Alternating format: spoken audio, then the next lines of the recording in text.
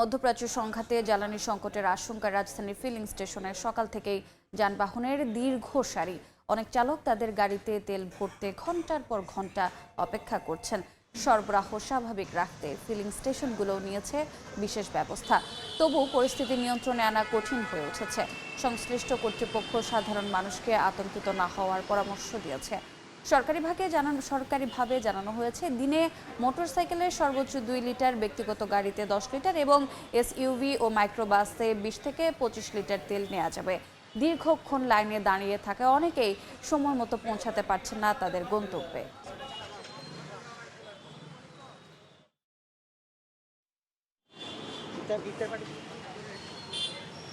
এই মুহূর্তে রাজধানীর আসাদ গেটে আছেন সহকর্মী সাইফুল ইসলাম, সরাসরি যাচ্ছে তার কাছে।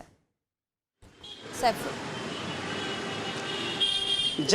জ্বালানি তেল নিয়ে চলছে তেলেস্মাতি অবস্থা। রাজধানী জুড়ে তেলের জন্য হাহাকার আমরা দেখতে পেয়েছি। সকাল থেকে বেশ কয়েকটি পাম্প বন্ধ পেয়েছি, কয়েকটি পাম্প আবার জ্বালানি সরবরাহ করছেন। তবে এখন আমরা যেটি আছি যে আসাদ গেটে এক পাশে তালুকদার পাম্প, অন্য পাশে হচ্ছে সোনার বাংলা সার্ভিস স্টেশন। আমরা যদি একটু এই যে দীর্ঘ লাইন সারি দেখাই, এর মধ্য দিয়ে আমরা জানতে পেরেছি এখানে আগত যে চালকরা আছেন তারা বলছেন যে সেই রাত 3টা থেকে, আমি আবার বলছি, এখানে যে চালকরা আছেন তারা রাত 3টা থেকে অপেক্ষা করছেন।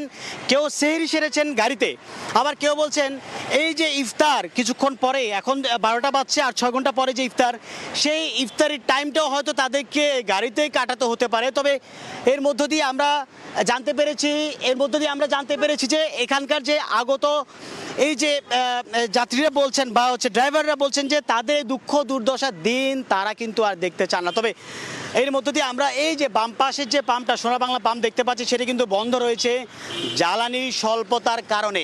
তবে ইতোমধ্যে আমরা এখানকার যে পাম্প আছে, পাম্প মালিকদের সাথে কথা বলেছি বা হচ্ছে এখানকার যে পাম্পের লোকজন যারা আছে প্রতিনিধিত্ব করছেন তাদের সাথে কথা বলেছি। তারা বলছেন যে এখনো পর্যন্ত তেলের যে সরবরাহ, সেই সাপ্লাই চেইনে ব্যাঘাত ঘটার কারণে এই সংকটটা তৈরি হয়েছে। বিশেষ করে শুক্রবার এবং শনিবার সরকারি ছুটি থাকাতে ডিপো থেকে এখানে তেলের সরবরাহ নেই, যার কারণে হচ্ছে এখনো পর্যন্ত তেলের সংকট। আমরা এই যে এখন যে তালুকদার পাম্পটি দেখতে পাচ্ছি সেটি কিন্তু বন্ধ।